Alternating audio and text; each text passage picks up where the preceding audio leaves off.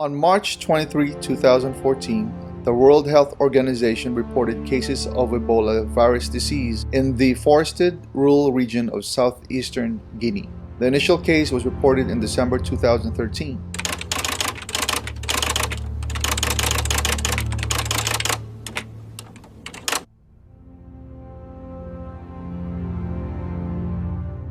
Overall, the World Health Organization reported that there were approximately 28,652 cases and 11,325 deaths, with countries in West Africa being heavily hit.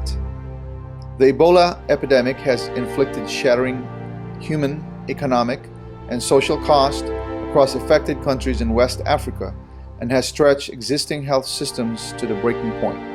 This was considered a global threat that countries such as the United States took action. The United States provided aid to fight the disease in Liberia. President Obama's reaction to the Ebola crisis may have been considered ambitious and cautious, but this action resulted in the reorganization of offices within the Congress and the Senate to direct efforts to future crises and pandemic. Is the United States required to respond to epidemics and health crises in foreign countries by using the military? Is it ethical? How does culture play in the decision making? The following recommendations and solutions are provided by college professionals, a group called Purple Cobras, attending Excelsior College under the tutelage of Professor Parks. It is the ethical obligation of the United States as a developed and wealthy country to provide humanitarian aid to other countries in need, especially in an epidemic situation. The United States military's mission is to disrupt and deter threats to national security, so military assistance and foreign humanitarian relief fulfills Kantian ethical obligations to duty.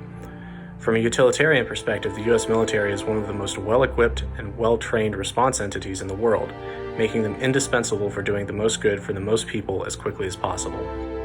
Our morals and values are rich in understanding and compassion to help others in need. During the response to the Ebola pandemic, the intervention led by thousands of military personnel was flawed as it did not take into account the culture of the area affected by the pandemic, and many disregard the protocols already in place by each nation, leading to some resources underutilized and ill-distributed. The effective use of local human resources to educate the public on the spread of infectious disease and preventative health measures is vital. This will help control future outbreaks and is a great expression of cultural consideration. Cultural norms are often established, and disregarding these norms could cause confusion and lack of coordination. The U.S. military has by far the most resources in handling pandemics in comparison to U.S. agencies such as the Center for Disease Control or the United Nations World Health Organization. The lessons learned from the U.S. military's response to the Ebola outbreak in West Africa can be applied to future military intervention. The main positives for a U.S. military intervention in the case of an international pandemic are the following: global recognition, practical training, not allowing China to dominate the entire African continent, and containing and minimizing the damage caused by a pandemic. Now, the main cons are the increased budgetary strain on the Department of Defense, and lastly, risks to U.S. troops deployed to the pandemic regions. Short-term and long-term controls have to be in place as part of planning and execution. Having a long-term approach to a military intervention would make the frequent pandemics such as of that in West Africa to occur less often than they currently do because of better healthcare resources at each nation's disposal.